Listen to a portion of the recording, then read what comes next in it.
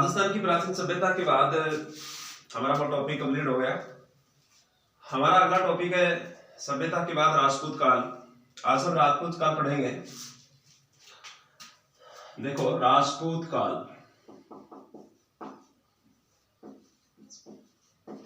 सबसे पहले मैं आपको यह बताऊंगा कि राजपूत काल किस समय से लेकर किस समय तक था इतिहास के अंदर। देखो, हारस की मृत्यु के बाद, हारस की मृत्यु 647 से लेकर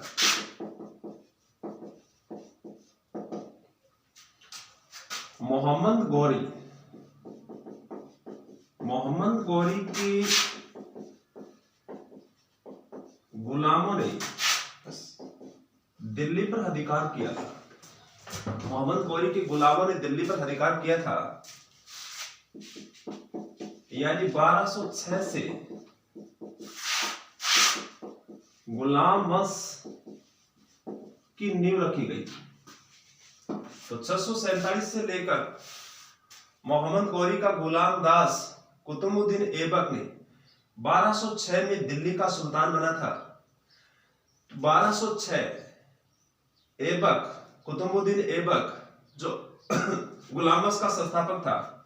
तो 647 से लेकर 1206 तक का काल राजस्थान इतिहास, भारतीय इतिहास में राजपूत काल के नाम से जाना जाता है।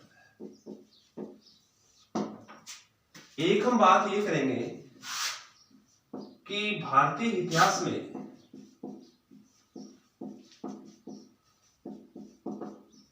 यानी 650 से लेकर 1200 ईस्वी तक का समय राजपूत काल कहलाता है। तो बड़े शब्दों में हम कह सकते हैं बच्चों कि 7वीं शताब्दी से लेकर 12वीं शताब्दी तक का समय राजपूत काल है। ठीक है, तो मैंने आपको बताया कि हर्ष की मृत्यु 647 से लेकर मोहम्मद गौरी के गुलामों, यानी मोहम्मद गौरी का दास गुलाम कुतुबुद्दीन ऐबक ने शासन किया था। 1206 में दिल्ली की गद्दी पर बैठा। तो 647 से लेकर 1206 ईस्वी तक का समय हमारा राजपूत काल है। फिर मैंने बताया कि भारतीय इतिहास के अंदर 650 से लेकर 1200 ईस्वी तक का समय राजपूत काल है। बड़े शब्दों में हम ये कह सकते हैं कि 7वीं से लेकर 12वीं शताब्दी तक का समय राजपूत काल माना जाता है। ठीक है, तो ये तो हो गई हमारी काल की बात। अब हम बात करेंगे राजपूत शब्द का अर्थ। राजपूत शब्द का अर्थ कहते हैं कि राजपूत शब्द ये संस्कृत भाषा के राजपुत्र शब्द का एक विकृत रूप है। राजपूत शब्द का एक विकृत रूप है। जिस राजपुत्र का मतलब यहां एक जनरली हम बात करें तो एक क्षत्रिय, एक योद्धा के लिए ये शब्द प्रयुक्त होता है, राजपुत्र। जिस प्रकार से हवेन सांग, चीनी यात्री हवेन सांग का नाम सुना है आपने, तो इसने कहते हैं कि राजस्थान के इतिहास में कहीं तो इसने क्षत्रिय शब्द का प्रयोग किया है। राजस्थान के राजाओं के लिए इसने कहीं क्षत्रिय शब्द का प्रयोग किया है और कहीं इसने राजपूत शब्द का प्रयोग किया है। यहाँ के राजाओं के लिए इसने कहीं तो राजपूत शब्द का प्रयोग कर दिया, कहीं इसने क्षत्रिय शब्द का प्रयोग किया है। हवेन सांग चीनी यात्री, इसने अपनी आत्मकथा सीयूकी, इसने एक आत्मकथा लिखी थी सीयूकी में। राजस्थान के राजाओं के लिए इसने कहीं क्षत्रिय शब्द का प्रयोग किया है और कहीं राजपूत शब्द का प्रयोग किया है। ठीक है, अब देखो राजपूत शब्द जो है, हम बात करते हैं महाभारत काल में। महाभारत काल यानी महाभारत में, महाभारत के अंदर राजपूत शब्द का अर्थ एक कुलीन क्षत्रिय के लिए किया गया है। एक कुलीन क्षत्रिय के लिए राजपूत शब्द। हाँ बच्चों, तो महाभारत काल के अंदर कहते हैं कि राजपूत, महाभारत काल के अंदर राजपूत शब्द का अर्थ कहते हैं कि कुलीन क्षत्रिय के लिए प्रयुक्त हुआ है। और आपने सुना है कि महाभारत में विराट विराट पर्व में बहुधा द्रौपदी के लिए कहते हैं कि एक राजपूती कुलीन क्षेत्राणी शब्द का प्रयुक्त हुआ है। किसके लिए? द्रौपदी के लिए। ठीक है। और एक आपने नाम सुना है बाणभट्ट का।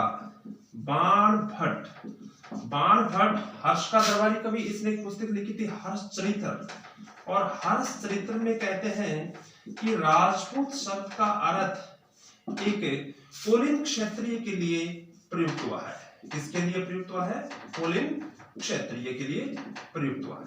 ठीक है।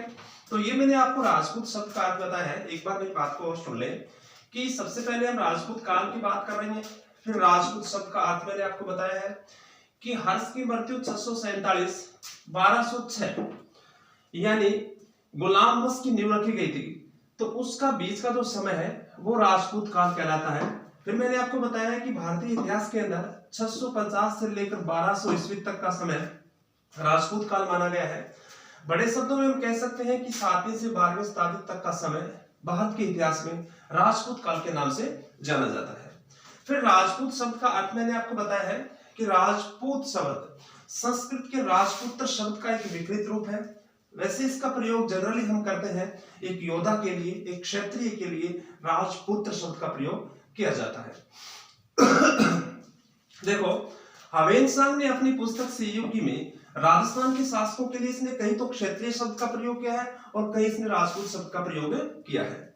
अब मैं बात बता रहा हूं कि महाभारत काल के अंदर राजपूत शब्द का प्रयोग एक कुलीन क्षत्रिय के लिए हुआ है, और महाभारत काल की विराट पर्व के अंदर बहुधा द्रौपदी को राजपूती कुलीन क्षेत्राणी के रूप में व्यक्त किया गया है। और बाणभट्ट ने अपनी पुस्तक हर्षचरित्र के अंदर राजपूत के लिए इसने कुलीन क्षत्रिय या क्षत्रिय कुलीन या क्षत्रिय सैनिक के लिए व्यक्त किया है। ठीक है। तो ये हो गया हमारा राजपूत शब्द का अर्थ और राजपूत काल। ठीक है। अब हम बात करूंगा मैं आपसे राजपूतों की उत्पत्ति कैसे हुई।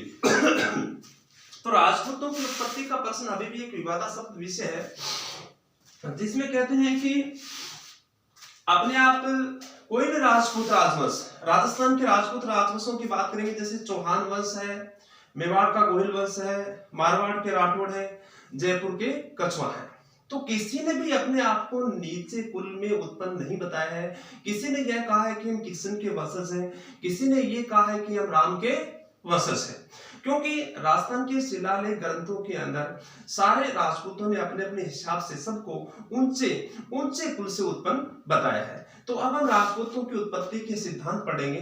राजपूतों की उत्पत्ति के सिद्धांत के मैं आपको 5 सिद्धांत बताऊंगा जिसमें राजपूतों की उत्पत्ति हुई थी, और इस टॉपिक से रिलेटिव एग्जाम में क्वेश्चन पूछते हैं कि राजपूतों की उत्पत्ति कैसे हुई थी। ठीक है बच्चों। अब सुनो, राजपूत शब्द का अर्थ। अगला हमारी बात है राजपूतों की उत्पत्ति के सिद्धांत। राजपूतों की उत्पत्ति के सिद्धांत।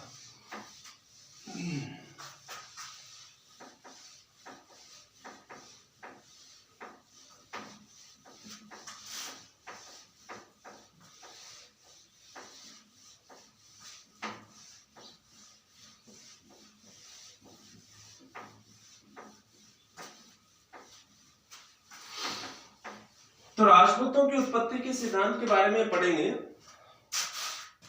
राजपूतों की उत्पत्ति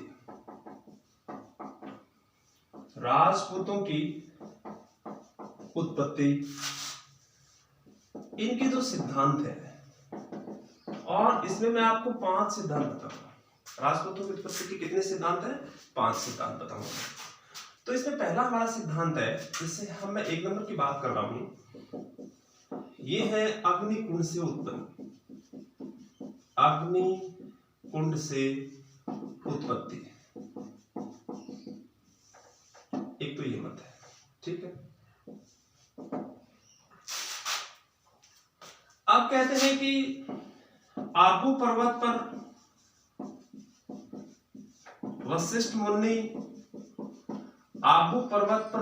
मुनि अपना कोई भी धार्मिक अनुष्ठान करते थे आबू पर्वत पर, तो कहते हैं कि वह दानव, राक्षस और वशिष्ठ मुनि के धार्मिक अनुष्ठानों को कहते हैं कि हाड़ियां और मांस डालकर अपवित्र कर देते थे। इसलिए वशिष्ठ मुनि कहते हैं कि राक्षसों से बहुत ही परेशान हो गए थे और उसने राक्षसों का वध करने के लिए कहते हैं कि इस पर्वत पर एक हवन किया था। और इस हवन में अग्निकुंड में कहते हैं कि सबसे पहले 3 योद्धा पैदा हुए। इसमें एक का नाम था प्रवार, एक का नाम था गुर्जर प्रतिहार और एक का नाम था चालुक्य। क्या नाम था? चालुक्य। इसको कहते हैं सोलंकी। क्या कहते हैं? सोलंकी कहते हैं। चालुक्य और सोलंकी एक ही बात है, एक प्रतिहार एक प्रवार। अब ये 3 योद्धा कहते हैं कि राक्षसों से लड़े थे और राक्षसों से इनका युद्ध हुआ था। अच्छा, तो ये तीनों योद्धा कहते हैं कि राक्षसों का वध नहीं कर पाए, अंत नहीं कर पाए।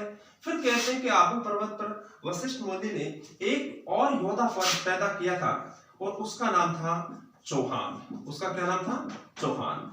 अब चौथा योद्धा जो चौहान पैदा हुआ था, उसने कहते हैं कि अपनी कुल देवी आशापुरा माता के आशीर्वाद से कहते हैं कि सारे राक्षसों का वध किया था, सारे राक्षसों का वध किया था। तो इस प्रकार से अग्निकुंड से उत्पन्न ये 4 राजपुत्र जाति पैदा हुई थी, जो परमार है, प्रतिहार है, चालुक्य है और चौहान है। अच्छा, ये मत देने वाले हैं चंद्रवरदाई। क्या है? चंद्रवरदाई। चंद्रवरदाई का मत है ये, और इसने एक पुस्तक लिखी थी पृथ्वीराज रासो। कौन सी पुस्तक लिखी थी? पृथ्वीराज रासो। तो चंद्रवरदाई पृथ्वीराज चौहान का दरबारी कवि था, मित्र था। इसकी एक पुस्तक थी पृथ्वीराज रासो, और पृथ्वीराज रासो में कहा गया है कि आबू पर्वत पर ये वशिष्ठ मुनि ने हवन किया था और अग्निकुंड से कहते हैं कि 4 योद्धा पैदा हुए थे। इसमें पहले योद्धा का नाम था परमार, दूसरा प्रतिहार, तीसरा चालुक्य, सोलंकी और चौथा कौन सा है? चौहान। तो इस प्रकार से 4 राजपूत जातियों की उत्पत्ति हुई थी और इस मत के प्रमुख जो प्रतिपादक हैं वो चंद्रवरदाई है। कौन है? चंद्रवरदाई। और इसमें चंद्रवरदाई ने इस मत का प्रतिपादन जो खंडन किया है वो इस पुस्तक में किया है पृथ्वीराज रासो के। ठीक है। गौरीशंकर हीरानंद ओझा का नाम सुना है आपने? गौरीशंकर हीरानंद ओझा कहते हैं कि इस मत के समर्थक हैं। और सूर्यमल मिश्रण का नाम सुना है आपने? सूर्यमल मिश्रण, और सूर्यमल मिश्रण भी इस मत का समर्थन किया है। और आपने मोहेनोथ नैन्सी का नाम भी सुना है, मोहेनोथ नैन्सी, और मोहेनोथ नैन्सी भी इस मत के समर्थक है। मोहेनोथ नैन्सी इस मत के समर्थक है। मोहेनोथ नैन्सी मारवाड़ के शासक जसवंत सिंह के दरबारी कवि थे। सूर्यमल मिश्रण बूंदी के शासक राम सिंह के दरबारी कवि थे, इस मत के समर्थक हैं। और ये एक राजस्थान के आधुनिक इतिहासकार गौरीशंकर हीरानंद ओझा इस मत का समर्थन किया है। ठीक है। तो राजपूतों की उत्पत्ति के सिद्धांत में 5 सिद्धांतों की मैं चर्चा करूंगा आज आपसे, जिसमें पहला मेरा सिद्धांत ये है, अग्निकुंड से राजपूतों की उत्पत्ति हुई थी। ठीक है। दूसरा मत है कि राजपूतों की उत्पत्ति ब्राह्मणों से हुई थी। किससे हुई थी? ब्राह्मणों से उत्पत्ति। अब कहते हैं कि ब्राह्मणों से उत्पत्ति राजपूतों की कैसे हुई थी? तो इसमें एक पहला मत है D.R.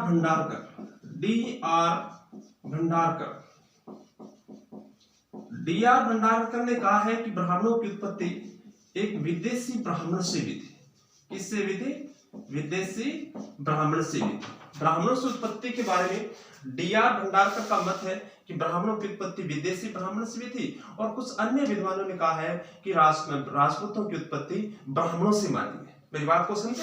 अन्य विद्वानों ने यह कहा है कि राजपूतों की उत्पत्ति ब्राह्मणों से हुई है, लेकिन D.R. भंडारकर ने कहा है कि राजस्थान के राजपूतों की उत्पत्ति, भारत के राजपूतों की उत्पत्ति एक विदेशी ब्राह्मण से हुई है। ठीक है। इसमें एक दूसरा मत है, जैसे मंडौर शिलालेख, मंडौर जोधपुर शिलालेख। ठीक है। इसमें ये कहा गया है, जोधपुर शिलालेख, मंडौर शिलालेख कहते हैं इसको। मंडौर शिलालेख में कहते हैं कि राजपूतों की उत्पत्ति एक ब्राह्मण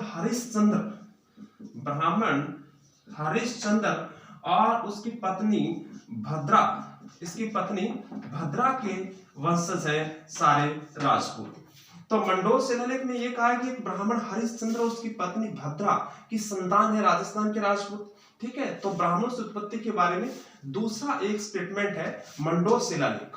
ठीक है, तीसरी मैं आपसे एक बात करूंगा, बिजोलिया शिलालेख। बिजोलिया शिलालेख, बिजोलिया शिलालेख, बिजोलिया भीलवाड़ा में शिलालेख, यहाँ एक शिलालेख मिला था। इसमें कहते हैं कि राजपूतों को वत्स गोत्रीय, राजपूतों को वत्स गोत्रीय ब्राह्मण बताया गया है। राजपूतों क्या बताया गया है? वत्स गोत्रीय ब्राह्मण बताया गया है। इसमें एक चौथा स्टेटमेंट है कि गोपीनाथ शर्मा का है। गोपीनाथ शर्मा जो आधुनिक इतिहासकार है, गोपीनाथ शर्मा ने यह कहा है कि राजपूतों की उत्पत्ति नागर जाति का ब्राह्मण, नागर जाति का ब्राह्मण, और इसका नाम था गुहादित्य। क्या नाम था? गुहादित्य, इनकी संतान है। ठीक है, तो गोपीनाथ शर्मा ने कहा है कि मेवाड़ के जो गोहिल वंश के जो राजपूत हैं, इनकी उत्पत्ति एक नागर जाति का ब्राह्मण गुहादित्य की संतान है। ठीक है, तो दूसरा जो हमारा राजपूतों की उत्पत्ति के सिद्धांत में दूसरा जो मत है ब्राह्मणों से उत्पत्ति, इसमें मैंने आपको 4 स्टेटमेंट दिए हैं। इसमें डी.आर. भंडारकर ने राजपूतों को विदेशी ब्राह्मण बताया है। मंडोर शिलालेख में कहते हैं कि एक ब्राह्मण हरिश्चंद्र और भद्रा के वंशज है, संतान बताए हैं। और तीसरी जो मैंने बात बताई है बिजोलिया शिलालेख भीलवाड़ा के अंदर, इसमें राजपूतों को वत्स गोत्रीय ब्राह्मण बताया गया है। और चौथी जो बात है गोपीनाथ शर्मा की, इसमें इसने कहा है कि मेवाड़ के गोहिल वंश के जो शासक हैं वो नागर जाति के ब्राह्मण गुहादित्य के वंशज बताए हैं। ठीक है, तो राजपूतों की उत्पत्ति के सिद्धांत के 5 सिद्धांत बताऊंगा मैं आपको, जिसमें 2 सिद्धांत मैंने आपके सामने क्लियर किए हैं। इसमें पहला सिद्धांत है चंद्रवर्दाई का अग्निकुंड, अग्निवश्य सिद्धांत कहते हैं इसको। कहते हैं कि आबू पर्वत पर वशिष्ठ मुनि ने कोई हवन किया था, और कहते हैं कि इसमें 4 योद्धा पैदा हुए थे, परमार, प्रतिहार, चालुक्य, चौहान। और इन लोगों ने कहते हैं इन योद्धाओं ने राक्षसों का अंत किया था। इस प्रकार से ये चारों जातियां राजपूतों की अग्निकुंड से उत्पन्न हुई हैं। अग्निवश्य मत कहते हैं, और इस मत का खंडन किया गौरीशंकर हीरानंद ओझा ने, सूर्यमल मिश्रण और मोहनोत नैंसी ने भी इस मत का समर्थन किया है। मोहनोत नैंसी मारवाड़ के शासक जसवंत सिंह के दरबारी कवि थे, और सूर्यमल मिश्रण बूंदी के शासक राम सिंह के दरबारी कवि थे। फिर मैंने आपको दूसरा मत बताया है राजपूतों की उत्पत्ति ब्राह्मणों से, तो इसमें मैंने 4 स्टेटमेंट दिए हैं। डी.आर. भंडारकर विदेशी ब्राह्मण, मंडोर शिलालेख हरिश्चंद्र भद्रा के वंशज, बिजोलिया शिलालेख वत्स गोत्र ब्राह्मण का है, गोपीनाथ शर्मा ने नागर जाति के ब्राह्मण गुहादित्य की संतान बताया है मेवाड़ के गोहिल वंश के शासकों को। अब मैं आपको तीसरा मत एक बता रहा हूं, सुनो मेरी बात को ध्यान से। तीसरा जो मत है इसमें कहते हैं कि राजपूतों की उत्पत्ति विदेशी जातियों के मिश्रण से, राजपूतों की उत्पत्ति विदेशी जातियों के मिश्रण से हुई थी। ये तीसरा मत है राजपूतों की उत्पत्ति के बारे में। तो मेरी बात को सुने। तीसरा जो मत है राजपूतों की उत्पत्ति, कहते हैं कि विदेशी जातियों, विदेशी मूल का सिद्धांत कहते हैं इसे, विदेशी मूल का सिद्धांत, विदेशी मूल का सिद्धांत बोलते हैं। अब सुनो, इसके अंदर क्या है कि इस मत के जो प्रतिपादक हैं, जनक हैं, वो है James colonel Tod, James colonel Tod का नाम आपने सुना है। राजस्थान के इतिहास के जग जेम्स कर्नल टोड है। इसे घोड़े वाला बाबा कहते हैं, क्योंकि घोड़े पर बैठकर राजस्थान के इतिहास की सामग्री इसने जुटाया था, और राजस्थान के इतिहास के जनक कहते हैं कर्नल टोड। इसने कहा है, कर्नल टोड ने कहा है कि राजस्थान के अंदर विदेशी जातियां जिस प्रकार से शक, कुषाण और सीथियन, शक, कुषाण, सीथियन और हुण, कौन थे? हुण। तो ये विदेशी जातियां कहते हैं कि राजस्थान के अंदर 6वीं शताब्दी के आसपास ये राजस्थान भारत में प्रवेश किया था, राजस्थान में प्रवेश किया था। और कहते हैं कि यहाँ उन लोगों ने अपना अधिकार स्थापित कर लिया था। और बाद में कहते हैं कि ये लोग जो है अग्नि संस्कार के द्वारा अपने आप को पवित्र करके भारतीय जाति व्यवस्था के अंदर ये जातियां सम्मिलित हो गई थी। तो कहते हैं कि इन जातियों के मिश्रण से, इन जातियों के मिश्रण से एक वीर योद्धा जाति पैदा हुई थी। उसका नाम क्या था? राजपूत था। उसका नाम क्या था? राजपूत था। क्योंकि कर्नल टोड ने जो ये अपना जो आइडिया लगाया है, इसने एक पुस्तक लिखी थी अनालस एंड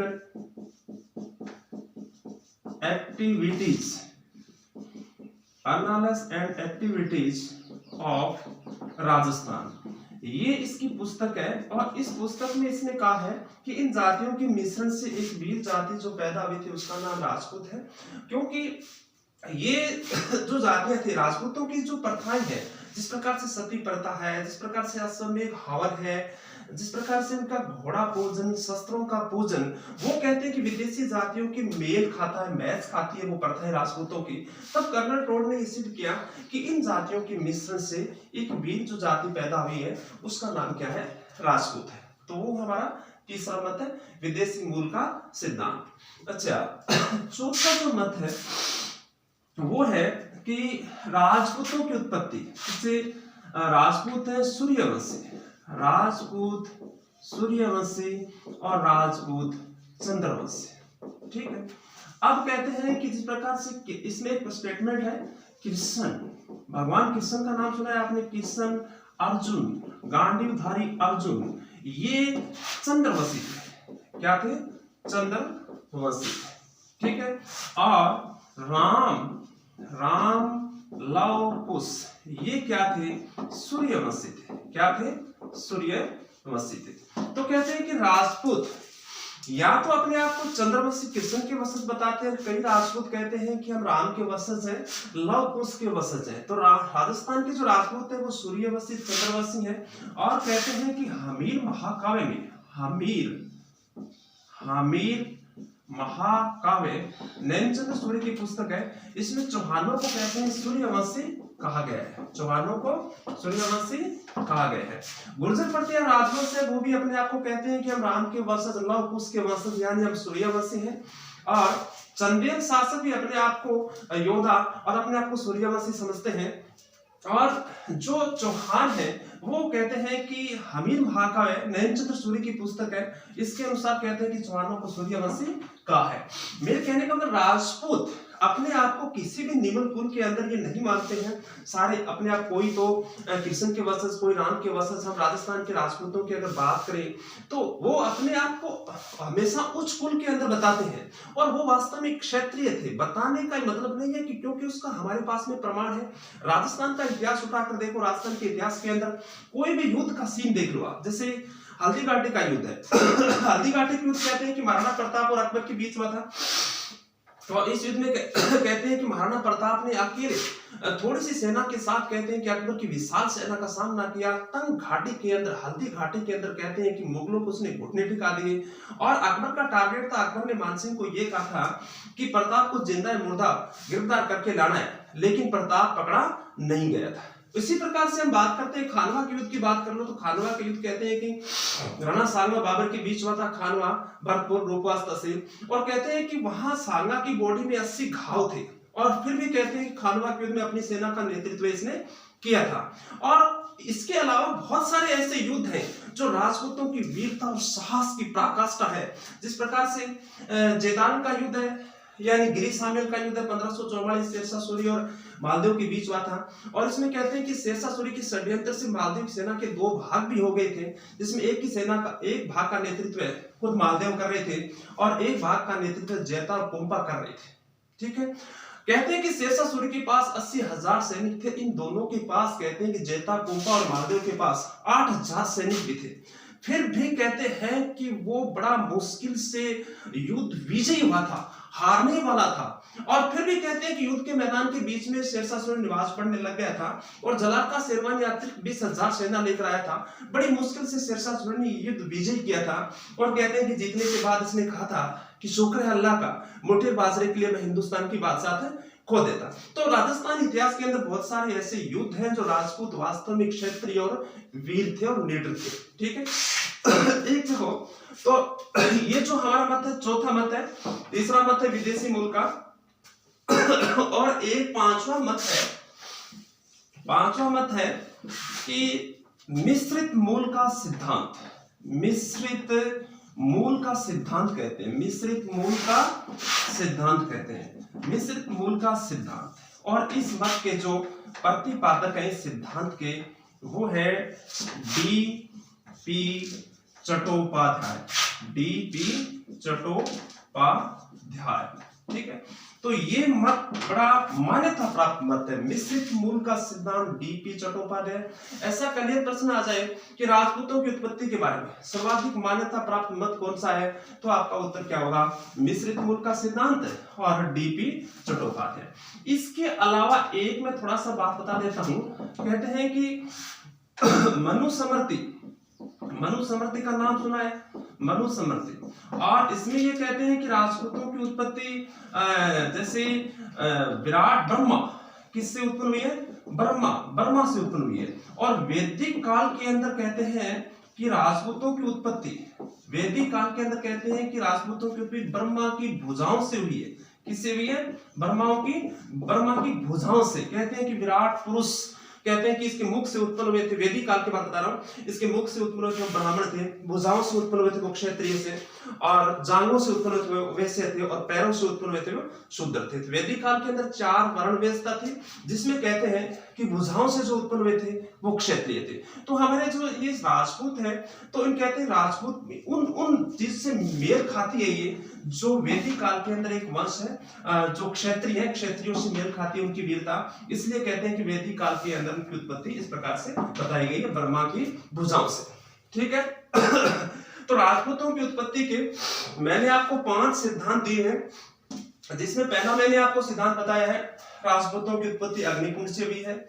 दूसरा मैंने आपको सिद्धांत बताया है कि राजपूतों की उत्पत्ति ब्राह्मणों से हुई है। तीसरा मैंने बताया कि राजपूतों की उत्पत्ति विदेशी मूल का सिद्धांत कर्नल टोड है। और चौथा मैंने आपको बताया कि राजपूत सूर्यवंशी और चंद्रवंशी थे। और 5वां मैंने बताया है मिश्रित मूल का सिद्धांत, डी.पी. चट्टोपाध्याय इस मत के समर्थक हैं, और राजपूतों की उत्पत्ति के सिद्धांत में सर्वाधिक मान्यता प्राप्त मत है। ठीक है, अब देखो राजस्थान के अंदर विश्व में कोई भी ऐसा स्थान है जहां पर वीरों की हड्डियां मार्ग की धूली बनी है।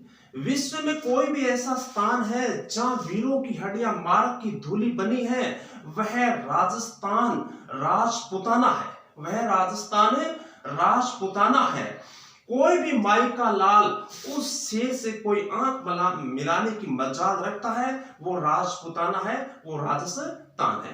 ठीक है, तो आज हम इतना पढ़ेंगे, राजपूतों की उत्पत्ति के सिद्धांत बताएंगे। कल हमारा टॉपिक अलग अलग होगा वंशों के आधार पर।